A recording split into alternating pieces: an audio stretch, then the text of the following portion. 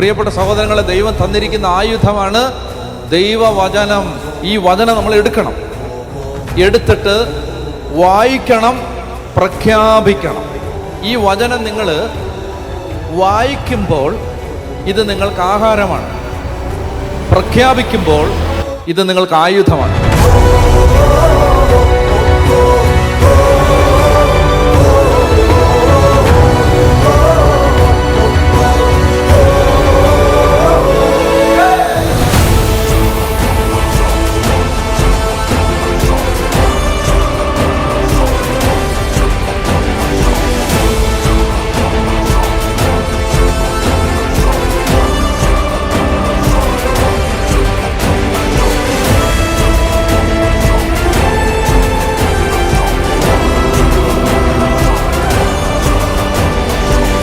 ഇത് കൊണ്ടുവരാൻ പറയുന്നതിൻ്റെ കാര്യം, ഇത് പിടിക്കുന്നവൻ രക്ഷപ്പെടും, ഇതെടുക്കുന്നവൻ രക്ഷപ്പെടും, ഇത് വായിക്കുന്നവൻ രക്ഷപ്പെടും, ഇത് പ്രഘോഷിക്കുന്നവൻ രക്ഷപ്പെടും.